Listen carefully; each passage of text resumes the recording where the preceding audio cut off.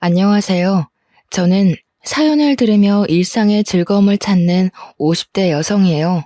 영상 쪽 일을 하고 있어서 영상으로 사연을 담는 일은 해봤지만 이렇게 음성으로 사연을 보내는 건 이번이 처음이라 저도 괜스레 설레고 떨리네요. 저는 제 아버지가 겪은 일이 어쩔 수 없던 일이었다고 생각하고 마음속 깊이 묻어두며 살아왔는데요. 사실 그렇게 묻어둘 일이 아니라고 생각이 들더라고요. 저희 아버지 참 멋있고 다정한 분이었는데 여러분들께도 소개하고 싶어요. 여러분들도 혹시 마음속 깊이 꺼내놓지 못하는 이야기가 있으신가요?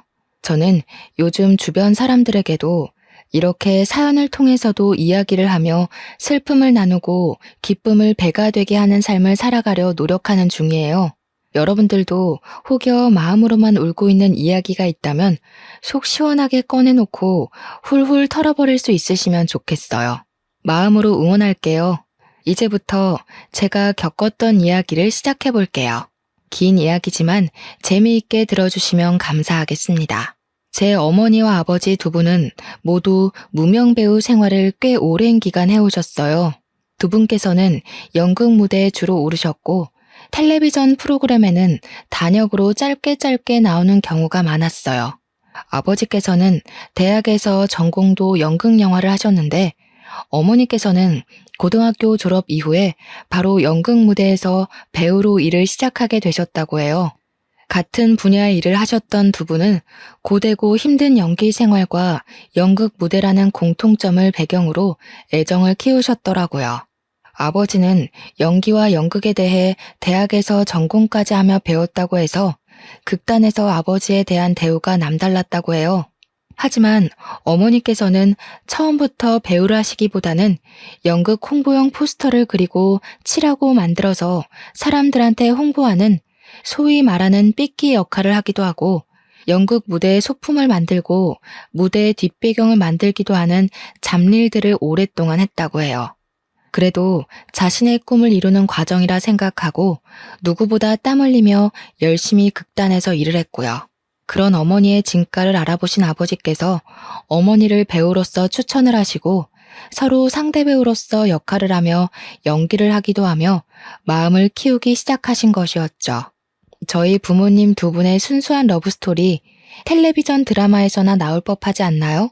저의 어린 시절부터 어머니 아버지 두 분은 모두 연극, 드라마, 영화 분야에 다양하게 관심이 많으셨기에 저도 자연스레 그쪽 분야에 대한 관심이 끊이질 않았어요. 한마디로 연기에 일찍 눈을 뜨게 되었던 거죠. 하지만 제 관심과 열정에 부모님은 걱정을 하시더군요. 이 분야가 쉬운 분야가 아니라는 것을 몸소 겪으셨던 분들이셨고 사실 저도 부모님을 통해 보고 들어온 얘기들이 많아서 쉽지 않은 길이라는 것을 알고 있었어요. 그리고 저희 집 형편을 생각해봐도 그러했죠. 연예계는 한두 명의 소수나 스타만이 반짝 뜨고 그 외에 대다수 사람들은 먹고 살기도 참 팍팍하게 힘들다는 것을 직접 옆에서 보며 자라왔기 때문이에요. 은하야, 그래도 연기가 하고 싶어? 진짜 힘들걸? 배고프고 힘든 순간이 예쁘고 신나는 순간들보다 훨씬 많을 거야. 응, 엄마, 그래도 나 연기할 거야. 엄마 아빠 보면 힘들어도 연기하면서 행복하잖아요. 그니까 포기 안 하고 연기하고 있는 거고. 어이구, 그래. 우리 은하 큰딸 대견하네. 힘든 길이라는 것을 알면서도 씩씩하게 하려는 마음이 아주 이뻐. 어머니 아버지의 젊은 시절 동료라고 할 수 있는 친구분들 중에서 중년의 나이가 되실 때까지 연극이나 연기 쪽으로 일을 하시는 경우는 정말 드물었어요. 아니, 거의 없다고 말하는 게 맞는 정도였죠. 부부인데 두 분 모두 연기 생활을 하고 계시는 경우는 저희 부모님이 유일한 정도였죠. 어려운 환경일지라도 연기를 계속 꾸준히 하실 수 있으셨던 원동력은 연기를 본업으로 생각하고 열정을 다하면서도 겸업을 하셨기 때문이에요. 아버지께서는 개인 택시를 운전하셨어요. 회사에 얽매여 있지 않아서 자유로이 일할 수 있는 게 참 좋다며 즐겁게 일을 하셨죠. 연기를 하면서 이렇게 일도 할 수 있다는 게 난 참 좋다. 은하랑 지아랑 두 딸이랑 밥도 자주 먹고 놀기도 자주 놀고 그러면서도 일할 수 있는 게 얼마나 좋아. 어머니께서는 시장이나 마트를 돌아다니며 부족한 일손을 돕는 부업 일을 하셨어요. 워낙 고우신 외모와 성실하신 성품 덕에 일을 하는 곳 어디에서도 항상 인기가 좋으셨죠. 그렇게 제 부모님은 누구보다 열심히 살아가시면서 연기를 놓지 않고 지내셨어요. 저는 혈기왕성함으로 무장한 젊은 배우가 아닐지라도 열정이 넘치고 꿈을 포기하지 않는 부모님이 존경스러웠어요. 여느 때와 같이 아버지는 드라마의 조연으로 출연하는 일을 마치시고 새벽까지 개인 택시 일을 하고 계셨어요. 새벽에 트럭이 차선을 넘어와 아버지의 차를 들이받았고 아버지는 차와 부딪히고 가드레일에 치이셨어요. 양심이 있다면 사고 수습은 해야 하는 게 맞지 않겠어요? 저희 아버지 차량은 가드레일에 부딪혀서 차량의 형태도 못 알아보게 되었는데 사고를 낸 사람은 신고도 하지 않고 사고 차량을 몰고 바로 도주를 해버렸고요. 한마디로 뺑소니였던 거죠. 바로 신고라도 해줬더라면 지금의 아버지는 어떠실지 궁금하기도 하네요. 지나가던 차량들이 주춤거리다가 신고를 해줘서 구급대가 출동해서 아버지를 병원으로 이송할 수 있었고 경찰들이 사고 현장을 조사할 수 있었다고 해요.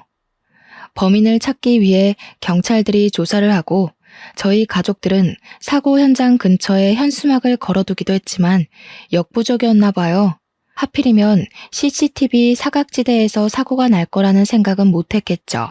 범인을 잡지 못한 분한 마음은 둘째치고 아버지께서 급작스러운 사고를 당하시고 병원 신세를 지게 되신 상황이 저희 가족에겐 더 큰 시련이었죠. 항상 가족의 기둥과 같은 분이셨는데 한순간에 이런 일이 일어날 줄 몰랐어요. 저와 동생 그리고 어머니께서 번갈아 가며 아버지 병간호를 했습니다. 몸을 움직이기도 어려운 수준이었기 때문에 갓난 아기를 돌보듯 모든 것을 저희 손을 통해 해야 했어요.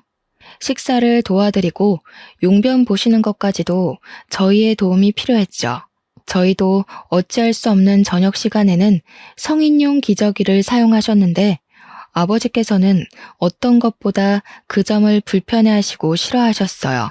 어쩌면 부끄럽고 자식들 앞에서 못 볼 꼴을 보인다고 생각하셨던 것 같아요.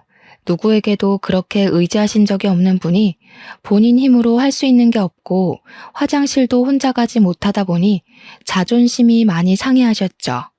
아버지는 병원 생활을 무척이나 괴로워하셨어요. 이렇게 살 바에는 죽는 게 낫지, 죽는 게 나아.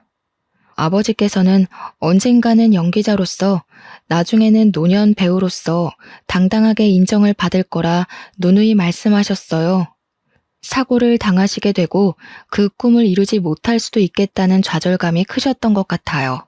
어머니께서도 겸업을 하시며 연기 생활을 이어왔지만 도저히 불가능하다는 생각을 하시고는 풀타임으로 시장과 마트를 오가시며 아버지의 병원비를 벌기 위해 2배, 3배로 일을 더 하실 수밖에 없었어요. 그래도 내가 일 좀 더 할 수 있냐고 부탁했을 때 내치지 않고 일감들을 넉넉하게 주시는 게 나는 얼마나 다행인지 싶어. 저희 가족은 아버지가 나아지실 거라는 희망을 품고 살아갔죠. 고등학생이었던 저와 동생도 아르바이트를 하며 생활비와 병원비에 보탬을 드리려고 노력을 했고요. 하지만 차가운 현실은 저희의 희망과는 달랐어요. 새벽 5시를 넘겼던 시간으로 기억해요.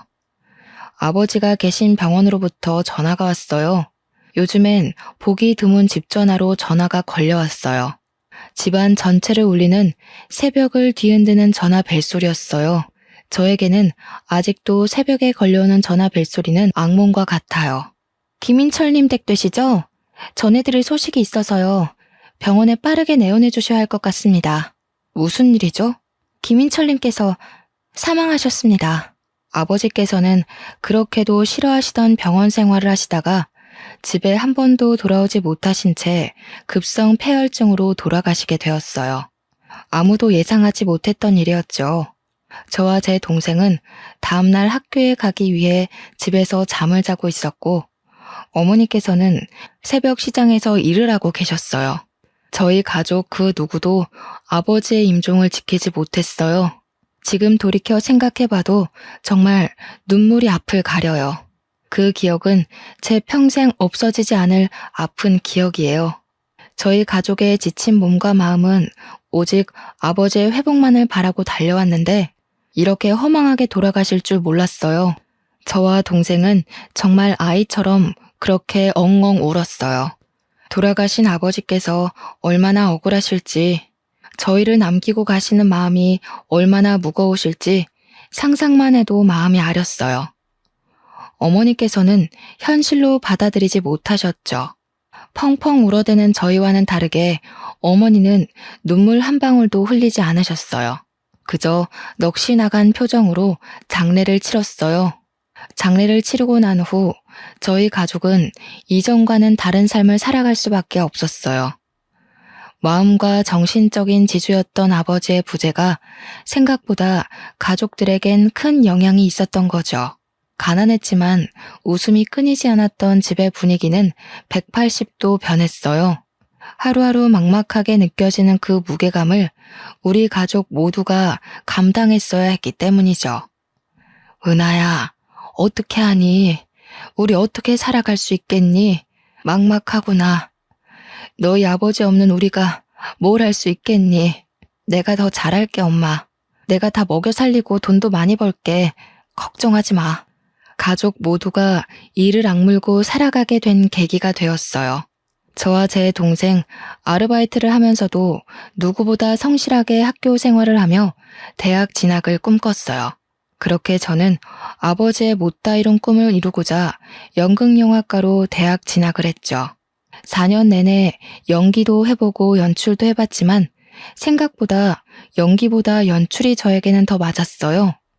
그래서 오직 연기만 하겠다고 마음을 먹었다가 진로의 방향을 틀었죠. 저는 대학에서 배운 연극과 영화, 연출이 전부인 양 꿈에 부풀어 취직시장에 뛰어들었어요.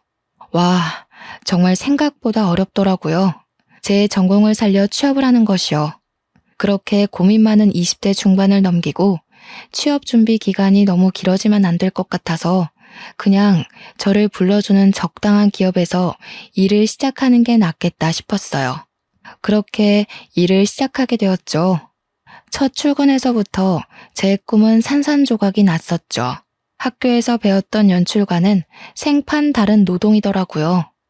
저는 영상회사에서 이렇게 다양한 일들을 하고 있는 줄 몰랐어요. 조연출 일부터 시작을 했는데 갖은 보조원 역할은 다 했어요. 무슨 커피 심부름은 매일같이 줄기차게 있는지 몸에 익다 보니 커피 심부름은 별것도 아닌 게 되더라고요. 그리고 엑셀 작업은 또 뭐 이렇게 많은지 컴퓨터로 처리해야 하는 일들이 이렇게 많을 수가 있나 싶었어요. 식사 영수증 관리에서부터 때로는 일손이 부족하다며 충무과에서 해야 하는 세금 관련 업무까지도 제가 하게 되었어요. 제가 원하던 일은 이런 게 아니었죠. 적어도 연출 전공을 살려서 아버지의 꿈을 뒤이어 이루겠다는 제 생각은 변함이 없었거든요. 아버지 어머니께서 연기를 하셨지만 저는 두 분의 진심 어린 연기를 어린 시절부터 봐왔기에 자신의 열정과 진심을 표현하는 연기자들, 사연들, 사람들을 영상으로 담고 싶어서 회사에 입사했는데 도대체 회사에서는 연출이나 연기와 관련된 업무는커녕 일부러 그러는 건지 다른 잡무들만 잔뜩 시키더군요. 하지만 저는 첫 술에 배부를 수 없는 거라 생각하고 저 스스로를 다지며 위로하며 일을 했어요. 이렇게 열심히 지내다 보면 제 진심을 알아주는 누군가가 있을 거라 생각했기 때문이죠. 저는 꼭 어머니 아버지 같은 진정한 배우를 모시고 영상에 담아내는 PD가 되고 싶었어요. 앞서 말한 것처럼 견디기 어려운 잡무들로 인한 스트레스가 엄청났다는 것은 사실이었네요. 정말 내가 원한 길이 이 길인가? 부모님은 도대체 어떻게 이렇게 힘든 과정을 인내하고 연기 생활을 하신 것일까? 고민이 참 많았던 시기였죠. 지금에서야 돌이켜 생각해보면 영상회사에서 영상이 아닌 다른 분야의 일들에 대해 다양하게 배울 수 있는 기회였다고 생각을 하지만 당시만 해도 이렇게 쉽게 생각하기 어려운 상황이었어요. 이 일을 시작하고 5년 차가 되었던 시기였어요. 일을 다니던 5년간 매년 영수증 관리나 시켰던 상사가 웬일로 저에게 영상 소재에 대해 같이 회의해보자고 제안을 했어요. 평소 그려왔던 다큐멘터리에 대해 신나게 말씀드렸죠. 회사에서 제대로 설명드리기 위해서 회의 자료들도 정말 열심히 만들어가고 PPT 작업까지도 해서 프레젠테이션을 발표했죠. 제가 오랫동안 기획해온 다큐멘터리 내용입니다. 모두가 주인공에만 스포트라이트를 비추고 박수를 쳐줄 때 누군가는 분명히 단역 조연으로 스포트라이트 밖에서 최선을 다하고 있죠. 이걸 저희 다큐에서 담으면 좋을 것 같아요. 제 열정에 대해 좋게 봐주신 것인지 여태 한 번도 없었던 인물과 장소 섭외에 대해 저에게 완전 일임을 해주셨어요. 아이디어를 더 디테일하게 내면서 어떤 영상 작품을 만들지 즐거운 고민이 시작됐죠. 몸은 힘들지라도 내 아이디어가 담긴 영상 작품이 생긴다는 마음에 굉장히 들뜨더라고요. 제가 어린 시절부터 꿈꾸듯 그려왔던 작품을 해야겠다 마음먹었어요. 무명 배우 단역으로서의 삶을 담은 다큐멘터리. 작품을 만들게 되었어요. 누구에게도 말씀드리지 않고 처음으로 엄마에게 출연이 가능하실지 제의를 드렸어요. 엄마, 여태껏 엄마가 아닌 다른 사람들이 주인공인 무대에 많이 섰잖아요. 이번에는 엄마가 주인공인 무대 어때요? 내가 다큐멘터리 하나 만들게 되었는데 엄마가 주인공이었으면 해서. 어머, 너무 잘 됐다.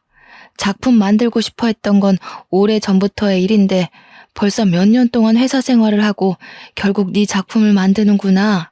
고생 끝에 정말 낙이 온다더니 축하해 딸.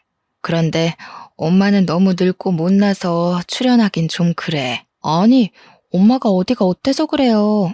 엄마만큼 고운 사람도 엄마만큼 성실한 배우도 본 적이 없어. 난 정말 내 작품이니까 꼭 엄마가 나와줬으면 해요. 아빠는 보고 싶고 출연을 부탁드리고 싶어도 이제는 그럴 수가 없잖아. 엄마가 꼭 주인공이 되어줘요? 어렵다는 엄마의 손사래에도 불구하고 저는 끈질기게 엄마를 설득했어요. 주인공이 엄마 혼자는 아니니까 너무 부담 갖지 않아도 된다는 점과 엄마의 진실한 이야기를 누군가에게 들려줄 수 있다는 것이 얼마나 큰 기회냐고 말씀드렸죠. 엄마는 생업이 바빠 연기 생활을 그만둔 지 오래라며 걱정하셨지만 어쩔 수 없이 그만뒀던 연기였기에 그만큼 연기에 대한 아쉬움이 남으시기도 하셨던 것 같아요. 결국 제 설득 끝에 출연을 하시기로 했죠. 엄마, 아버지 돌아가시고 연기 생활하고 싶어도 못했잖아요. 그 한을 좀 풀자. 우리 엄마 예쁜 얼굴 아깝단 말이야. 딸내미가 만드는 영상에 출연한다는 것도 얼마나 기분 좋은 일이야. 한번 나와줘요, 안배우님. 어머니를 필두로 다양한 단역 배우들을 섭외하고 다큐멘터리를 찍게 되었어요. 촬영 배경은 주로 대학로나 여의도였고요.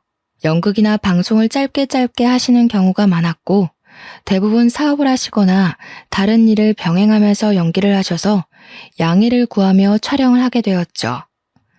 아이고, 참 내가 뭐라고 이렇게 또 방송을 타게 해주나. 너무 고마워요. 촬영하시는 분들 고생이 많네요. 은하도 그렇고. 어머니가 주인공인 방송은 처음이시죠? 떨리실 것 같아요. 그래도 최대한 긴장 풀고 편히 말씀해 주세요. 인터뷰 형식으로 진행되다 보니 어렵지 않으실 거예요. 엄마가 겪어온 이야기, 연기에 대한 생각들 솔직하게만 이야기하시면 돼요.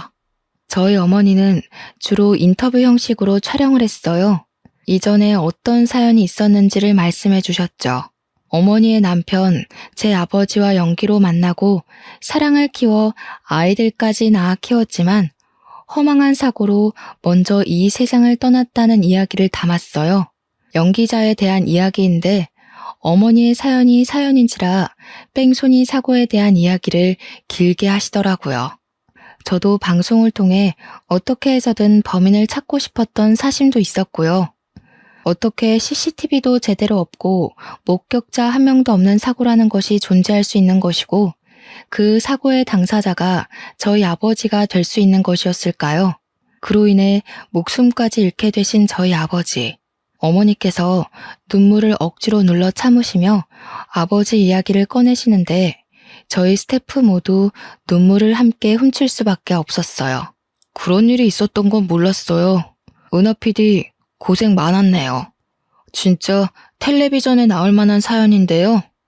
어떻게 뺑순이 범인을 못 잡을 수가 있지? 여태까지. 가족들 다 마음고생 무지하게 심했겠다. 그렇죠. 우리 가족 마음고생 심했지. 그래도 그 일을 계기로 이악 물고 살아서 내가 이렇게 PD도 하고 있는 게 아닐까 싶긴 해요. 억울하긴 해도 우리 가족 눈 감고 귀 막고 열심히 살았지 뭐. 또 영상이 담긴 한 분의 경우는 배달 일을 하시며 연기 생활을 오랫동안 병행해 오시기도 했어요. 사실 배달 일을 하면 몸도 얼굴도 상하고 정말 필요한 일인데 연기에 대한 열정이 있어도 연기만으로는 도저히 월세만 해도 감당하기 어려울 정도였기 때문이라고 하셨죠. 저희 부모님 외에도 다양한 단역분들의 애환과 감동을 담은 다큐멘터리는 꽤 오랜 기간 시간이 걸려 최종적으로 완성이 되었어요. 영상으로 찍는 것도 오래 걸리지만 편집을 하고 컴퓨터 그래픽과 자막을 넣고 수정을 하고 완벽한 영상물을 만드는 데까지가 꽤 오랜 시간이 걸리는 작업이었죠. 이제 다큐멘터리를 방송에 내보내기 전에 마지막 관문이 남아 있었습니다. 영상이 방송을 타기 전에 대표님의 컨펌이 필요했던 것이죠. 그래서 영상을 대표님께 보여드렸습니다. 긴장되고 떨리는 순간이었죠. 혹여나 마음에 들지 않으신다는 말씀을 하시면 완성된 영상일지라도 방송에 나가지 못할 테니 말짱 도루묵일 테니 말이에요. 우리 진짜 그동안 고생했다. 이제 마지막으로 조금만 더 힘내서 일해봅시다. 대표님 컨펌만 떨어지면 끝이야 끝. 그러게요. 드디어 끝이라는 게 보이기는 하네요. 와, 진짜 고생했다 우리. 컨펌 잘 되면 좋겠어요, 진짜로. 대표님과 저, 그리고 대표 스태프 몇 명이 함께 영상을 시청하며 최종 컨펌을 하는 시간이었습니다. 저는 입이 바싹바싹 마르더군요. 그렇게 긴장이 되던 것은 일을 하면서는 처음 있던 일이었죠. 갑자기 당황스러운 일이 벌어졌어요. 영상을 잘 보고 계시던 대표님이 오열을 하시는 상황이 생긴 거죠. 처음에는 당황한 표정을 감추지 못하셨는데 이내 눈물을 터뜨리시더라고요. 이게 무슨 상황인가 싶었죠. 저는 놀라서 입을 다물지 못했지만 대표님께 휴지를 내어드리며 조용히 괜찮으시냐고 영상에 문제가 많다고 생각이 드시냐고 여쭤보았어요. 대표님, 괜찮으세요? 무슨 일이신지 여쭤봐도 괜찮으실까요? 제 영상 감동적일 수는 있지만 대표님께서 오열하시면서까지 그렇게 울만한 이야기는 아니었는데요. 아, 미안해요, 은하씨. 지금 내가 너무 마음이 가라앉지를 않아서 다음에 따로 시간 내서 말씀드릴게요. 저도 생각 정리 좀 해야 할 것 같아서요. 대표님의 뜬금없는 오열에 당황한 저와 스태프들은 침묵을 지키며 사무실에 각자 자리로 돌아왔습니다. 순간 저희의 노력이 물거품이 된 것만 같은 기분이 들었어요. 감동적인 포인트가 있다고 해도 그렇게 오열할 만큼의 슬픈 이야기는 분명히 아니었는데 대표님이 왜 저렇게 우시는 거지? 우리가 뭔가 잘못했나? 대표님이 무슨 큰일을 당하셨나? 우리 영상에는 누가 없어야 하는 건가 싶었어요. 입사 후에 한 번도 누구 앞에서 눈물을 보이신 적이 없으셨던 분인지라 저희 모두 크게 놀랐습니다. 대표님도 눈물이라는 게 있는 사람이구나 싶으면서도 무슨 큰일이라도 난 건가 싶더라고요. 다큐에는 여러 단역분들이 나오셔서 각자의 사연을 이야기하고 촬영을 다니는 모습을 찍었고 어머니 사연의 경우 인터뷰 형식으로 아버지 뺑소니 사고를 언급하신 내용이 담겼어요. 어느 포인트에서 대표님이 오열하신 건지 아무리 생각해봐도 잘 모르겠더군요. 저희 스태프들끼리 별별 소문이 돌기 시작했어요. 대표님의 엄마가 영상에 우연히 나오셨다. 아니다. 대표님 아버지가 나오신 게 틀림없다. 아니, 자기 무명 시절이 생각나서 그런 거다 등등 다양한 이야기들이 오가더군요. 아니, 나 진짜 우리 대표님이 저렇게 오열하는 거 난생 처음 봤다니까? 그렇게 올만한 내용도 아니었는데 말이지. 뭔가 이상해, 수상해, 뭔가 있다니까 이거. 그런가요? 저희가 뭔가 특이하거나 이상한 내용을 담은 건 아닌데 반응이 의외이긴 했어요. 저는 다른 것보다 제 입봉작인데 방송도 못하고 묻힐까봐 제일 걱정스럽다니까요. 아, 걱정이에요, 걱정. 며칠이 지난 후 대표님이 저를 개인적으로 부르셨어요. 다큐멘터리의 총 책임자이기 때문에 저를 부르셨겠거니 가벼운 마음으로 사장님을 뵈러 갔죠. 하지만 대표님 방에서 나올 때 제가 어떤 마음과 어떤 표정으로 나오게 될지는 전혀 예상하지 못했죠. 은하 PD, 어서 와요. 영상 찍느라 고생 많았죠? 편집도 무지하게 길었을 텐데 피곤은 좀 풀렸어요? 이럴 때 좀 쉬어야 다음 작품 쉽게 시작하지. 아, 네, 감사합니다. 피곤하긴 하네요. 영상 일, 연출 일이 쉽지 않다는 거 알고 시작했는데도 역시 힘들긴 하네요. 체력이 너무 딸려서 죽겠어요, 매일매일. 커피를 달고 삽니다. 대표님은 괜찮으신 거죠? 아유, 그럼 나야 너무 괜찮지. 은하 PD 노고에 비하면 내가 뭐 비할 바가 아니지. 그런데 조금 어려운 이야기를 해볼까 해. 고민이 많았는데 계속 숨기는 건 도저히 은하 PD한테 예의가 아닌 것 같아서. 대표님이 무게를 잡으시며 하셨던 이야기는 상상 초월의 내용이었어요. 대표님은 어린 시절 아버지 밑에서 자라셨다고 해요. 한부모 가정에서 자라셨던 거죠. 어려운 환경 속에서 자라셨다며 한참을 뜸을 들이며 말씀하시더군요. 은하 PD, 이런 이야기를 전하게 될 줄은 몰랐는데 정말 미안해. 놀라지 않았으면 좋겠는데 놀랄 수밖에 없는 이야기야. 아, 괜찮아요, 대표님. 어서 말씀해 주세요. 대표님께서는 다시 어린 시절 이야기를 이어가셨어요. 아버지와 함께 지내왔는데 아버지께서 야채 트럭을 운영하셨다고 하시는 거예요. 아, 그렇구나 듣는데 이런 이야기를 왜 나한테 하는 거지? 의문스럽게 느껴졌어요. 그렇지만 제가 다니고 있는 회사의 대표님께서 하시는 말씀이니 제가 이렇다 저렇다 말하지 못하고 묵묵히 듣기만 했어요. 야채 트럭. 그런데 그 야채 트럭을 몰고 새벽에 운전하던 중에 아버지께서 사고를 내신 적이 있다고 하시더군요. 조수석에는 아들인 본인을 옆에 태우신 채로요. 사고가 워낙 크게 나서 기억이 나신다며 설명을 하셨어요. 그 새벽에 우리 아버지 야채 트럭이 승용차를 박았어. 아버지께서 새벽에 졸음운전을 하신 탓이었지. 중앙선을 살짝 넘어간다 싶었는데 기어코 옆 차선에서 오던 차를 친 거야. 그 차는 택시였고 동승자는 없이 기사님 한 분만 타 계셨어. 그리고 그 택시는 가드레일을 강하게 박았고 택시는 형태를 알아보기 힘들게 찌그러졌어. 네? 무슨 말씀이세요? 나는 조수석에서 선잠을 자고 있었고 부딪히는 소리와 충격에 놀라서 깨버렸지. 아버지께서는 운전대를 잡고 있는 손을 벌벌 떨고 고개를 들지 못하고 계셨어. 나는 아빠를 계속 불렀고 무서워서 울어버렸어. 그런데 아버지는 숙였던 고개를 들고 나를 한번 쳐다보시고 주위를 살피며 그대로 집으로 오셨어. 대표님은 계속 말씀을 이어가셨어요. 다큐멘터리에서 언급된 사고 현장은 아버지께서 자주 다니던 길이라 CCTV가 없었다는 것을 확실히 알고 계셨다고 해요. 하지만 아버지와 대표님이 보지 못한 목격자가 있을 수도 있을 거라는 생각은 있었고 언제든 아버지와 대표님께서 잡혀갈 수 있다는 죄책감이 있었다고 흐느끼셨어요. 하지만 아버지 없이는 살 수 없는 어린 대표님을 두고 감옥에 들어가실 수 없으셨는지 그렇게 뺑소니로 현장을 떠나셨던 거라고 하셨어요. 이런 이야기가 은하 씨 마음을 위로할 수 없다는 거 잘 알아. 그 사고 꽤 컸고 기사님도 많이 다치셨을 거라 생각하긴 했었어. 정말 미안해. 너무 미안해. 이 빚을 어떻게 갚아야 할지 모르겠어. 마음속으로만 지녀왔던 괴로움과 죄책감이었는데 이제 명확해졌어. 잊힐 수 있을 거라 생각했는데 아니었고.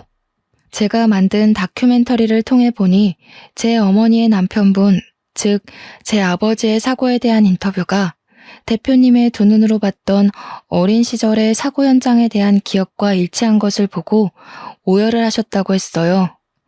설마 아니겠지 하며 외면해왔던 과오를 이렇게 마주하게 될 줄은 꿈에도 모르셨던 것이었죠. 저도 당황스럽기는 매한가지였습니다. 대표님은 아버지의 상황에 대해 아시는 것이 없으셨겠지만 제 아버지는 이미 이 세상을 떠난 지 오랜 세월이 흘렀기 때문이죠.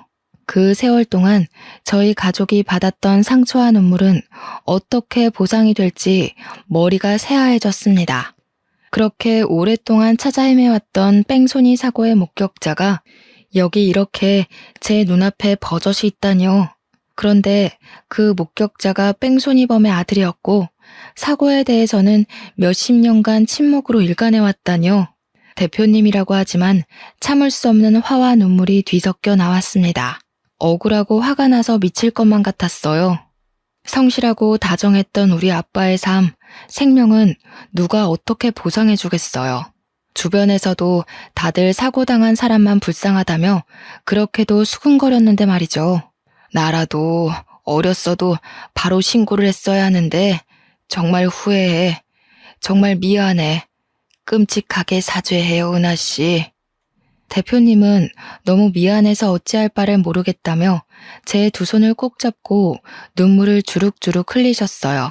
아버지께서는 현재 나이가 노쇠하셔서 요양병원에 치매 환자로 입원해 계신다고 했어요. 대표님 아버지께서 정말 죄인이고 본인도 마찬가지라며 아버지께서 이런 일을 겪게 되신 것 정말 마음 아프고 유감이라고 말씀하셨어요.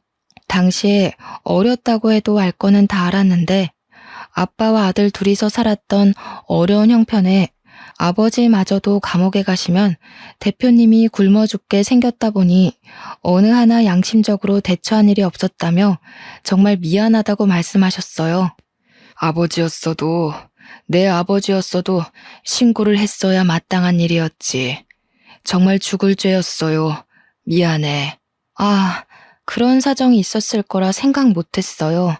게다가 목격자가 이렇게 있을 거라는 것도 상상 못했어요. 정말 엄청 찾아다녔는데 현수막도 붙이고 포스터도 돌렸는데 없더라고요, 목격자가. 그래서 그냥 반쯤 포기하고 기억에 묻어두고 살았어요. 이렇게 마주하게 될 거라고는 정말 몰랐네요. 어안이 벙벙해서 눈물을 흘리지도 못하는 저를 두고 대표님은 이야기를 이어가셨어요. 아버지를 만나게 해주고 싶다고 하시더군요. 저는 어떻게 반응을 하는 게 좋을지 감이 안 잡혔어요. 좋다고 만나게 해달라고 해야 할지, 아니 괜찮다고 끝까지 죽을 때까지 제 기억 속에 묻어두겠다고 해야 할지요. 대표님은 모든 사실을 알게 되었고 그 사고 가족이 우리 회사 직원인 것도 마음이 너무 아프다며 이렇게라도 찾게 되어서 다행이라고 평생의 마음의 짐이었으니 꼭 아버지를 만나줬으면 좋겠다고 부탁을 하셨어요. 저는 마음이 불편했어요. 돌아가신 저희 아버지는 어떻게 하고 이렇게 쉽게 과거를 용서할 수 있을까 싶었죠. 하지만 상대는 회사의 대표님, 형편이 어려운 저는 대표님의 말씀에 네네 하며 오케이를 하고 말았네요. 약속한 시간은 금방도 찾아왔습니다. 몇 주 뒤에 잡아둔 면회 날짜가 이렇게 빨리 찾아올지 몰랐어요. 어머니와 동생에게 사실대로 이야기를 했다가는 정말 말 그대로 뒤집어지고 쓰러질 것만 같아서 우선 제가 먼저 대표님 아버지라는 분을 만나 뵙기로 했죠. 대표님의 차를 빌려 타고 함께 가는 길. 차 안의 고요한 침묵은 이상하리만치 현실감이 없었고 긴장감까지 맴돌았어요. 마치 전쟁에 나가는 병사들의 마음이 이랬을까 싶었어요. 가긴 가야 하는데 마주하긴 마주해야 하는데 뭘 어쩌지 싶은 마음에 정말 피하고 싶더군요. 그렇게 요양병원 앞에 도착을 했죠. 시간이 멈춰버렸으면 좋겠다는 생각밖에 들지 않았어요. 어린 시절부터 그려왔던 우리 아빠를 아프게 하고 죽게 만든 뺑소니범은 뿔 달리고 악마같이 생긴 나쁜 사람일 거라 생각했는데 그게 아닐 수도 있다는 가능성이 참 머릿속을 복잡하게 만들었어요. 은하 PD, 이쪽이야. 내가 앞장설게요. 아, 네. 요양병원이 익숙한 듯 앞장서시는 대표님의 등 뒤를 따라 저는 저벅저벅 걸어갔어요. 참 무거운 발걸음 오랜만이었네요. 어떤 이야기부터 시작해야 할지 원래 가해자를 찾게 되면 멱살잡이를 하겠다 마음먹고 살아왔는데 이렇게 만나게 될 줄은 몰랐죠. 멱살잡이는 어려울 것 같은데 그러면 어떻게 하지? 내 화와 분노와 억울함을 어떻게 표현을 해야 하지? 고민을 하며 병실로 걸어 들어갔어요. 아버지, 저의 기억 속에 가장 아픈 이야기를 해야 할 것 같아요. 이제는 분명히 마무리해야 할 것 같아서요. 이렇게 이야기를 하시며 대표님은 먼저 무릎을 꿇고 이야기를 시작하셨어요. 노쇠한 노인분이 침대에서 내려와 대표님과 함께 나란히 무릎을 꿇고 눈물을 흘리셨어요. 저는 제 사연을 이야기할 수밖에 없었죠.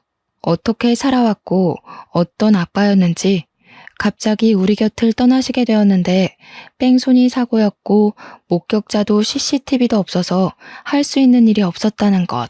경찰 조사도 금세 끝나버리고 억울한 마음이 풀리기도 전에 당장 입에 풀칠하기도 바빠 일을 시작할 수밖에 없었다는 것을 이야기했어요. 어쨌든 저쨌든 우리가 어떤 이야기를 하고 슬퍼해도 저희 아버지는 이미 이 세상에 계시지 않아요.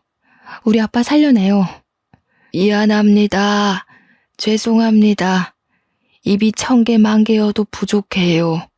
경찰서 앞을 몇 번을 찾아갔는지 모르겠어요. 이 노인네가 갈 때가 다 돼서야 이렇게 마음을 전하네요.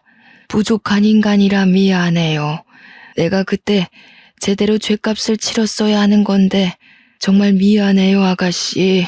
치매가 있다고 하셨는데 제가 전했던 이야기를 들으시고는 옛 기억이 떠오르셨는지 함께 눈물을 흘리시며 진심으로 참회를 하시더군요. 그때로 돌아갈 수는 없다는 것을 알지만 다시 돌아간다면 꼭 당신께서 감옥에 갔을 것이라며 그렇게 바로 경찰에 신고를 했더라면 아버지께서 덜 억울하셔서 돌아가시지는 않으셨을 수도 있을 거라는 이야기를 하셨어요. 말씀이라도 그렇게 따뜻하게 해주시는 게 감사하더군요. 평생을 증오하던 아빠를 죽인 범죄자란 사실이 믿기지 않게 그 진심이 담긴 한두 마디의 말이 사람 마음을 이렇게 어루만질 수도 있구나 싶었죠. 정말 내가 저승에 가서라도 죗값은 달게 받을 거야. 내가 그대들 가족들에게 몹쓸 짓을 했지. 내 새끼만 귀한 줄 알고 살면 뭐하나. 짐승만도 못한 거지. 전벌받고 이렇게 병원에 갇혀 송장처럼 죽은 것처럼 있는 거지. 아이처럼 엉엉 눈물을 흘리시는 모습에 마음이 울리더군요. 저희 아빠가 정말 안타깝고 억울하기도 하고 이 사과와 대화로 모든 것들이 해결되지는 않겠지만 작게나마 실마리가 보이는 듯했죠. 그동안 마음을 억눌러 오던 짐을 조금은 덜어놓은 것만 같았어요. 이후 제가 겪은 상황을 제 어머니와 동생에게 알렸고 정말 둘은 까무러치듯 놀라 자빠졌어요. 그래도 저희가 직면한 현실을 마주하고 해결해야 할 것들은 해결해야겠다 싶어서 어머니와 대표님과의 자리를 마련한 뒤 두 분의 독대가 있었습니다. 두 분만이 나눌 수 있는 이야기가 있었겠죠. 어머니는 대표님과의 대화 이후 아버지의 부재가 생긴 이래로 처음 보는 후련하고 홀가분한 표정을 지어 보이더라고요. 너희 아버지 그렇게 허망하게 가버리고 우리 얼마나 눈물로 매일을 보냈니? 범인도 못 잡고 뺑소니 사고라는 게 너무 억울해서 미치겠는데 그렇게 원망하며 우리 시간을 버린 것도 몇십 년이다. 얘들아, 너희 대표라는 사람 대표님 아버지가 눈물로 싹싹 빌며 미안하다고 그렇게 오는데 나도 같이 울어버렸다. 어쩌겠니? 산 사람은 살아야지. 저도 그런 어머니를 보는 마음이 좋았고요. 어머니는 제가 생각했던 것보다도 훨씬 강한 여성이었더군요. 대표님과 대표님 아버지라는 사람들이 너무너무 밉고 죽을 만큼 싫었지만 이렇게 사정을 듣고 진심 어린 사과를 듣고 나니 산 사람은 또 살아가야 하는 것이 아니겠냐고 죽은 사람을 어떻게 되살릴 수는 없지 않겠냐며 더 이상 당신네 가족을 원망하지 않겠다며 대화가 끝났다고 했어요. 이후 대표님은 미안하고 사죄하는 마음 작게라도 표현하고 싶다며 엄마와 저에게 회사 주식을 증여해 주셨어요. 미안한 마음 어떻게 표현을 해야 할지 모르겠고 이걸로 되지 않을 거란 것도 너무 잘 알지만 제 작은 마음이니 꼭 받아주세요. 회사 주식인데 그래도 우리 회사 꽤 잘 나가거든요. 알죠? 은하 PD는 알 거야. 미안하고 고마워서 그래. 일개 회사원이었던 내가 갑자기 대주주가 되어버리는 상황이 만들어진 거죠. 회사는 제 생각보다 좋은 곳이었나 봐요.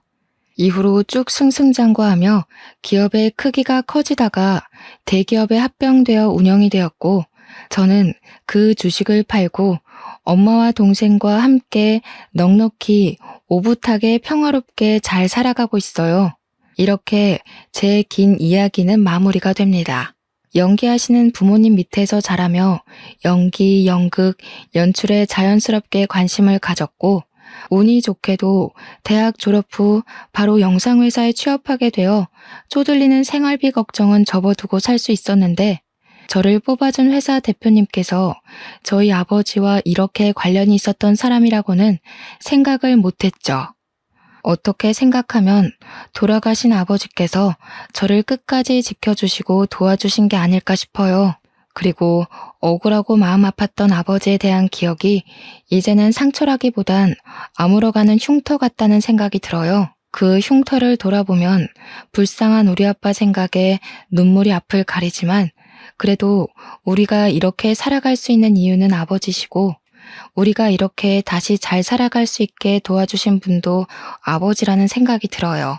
아빠가 살아서 우리 가족과 함께 울고 웃을 수만 있으면 다른 소원이 없을 텐데 정말 이제는 아버지에 대해 제대로 작별 인사를 해야 할 때인 것만 같아요. 저의 사연은 이렇게 마무리하겠습니다. 긴 사연을 들어주신 여러분 정말로 감사합니다. 그리고 아버지에 대해 짧은 편지를 남길게요. 아버지, 항상 저희 곁에 함께 하신다는 거 잘 알고 있어요. 힘들 때마다 아버지 생각이 나지만 아버지를 생각하며 제 마음을 다잡을 수 있어요. 아빠, 너무 보고 싶어요. 하지만 저희 가족이 이 세상에서 행복하게 살아가는 것이 아버지한테는 가장 큰 바람일 거라는 생각이 들어요. 아빠, 제 아버지가 되어주셔서 감사해요. 다시 태어나도 아빠 딸이 되고 싶어요. 감사해요. 사랑해요.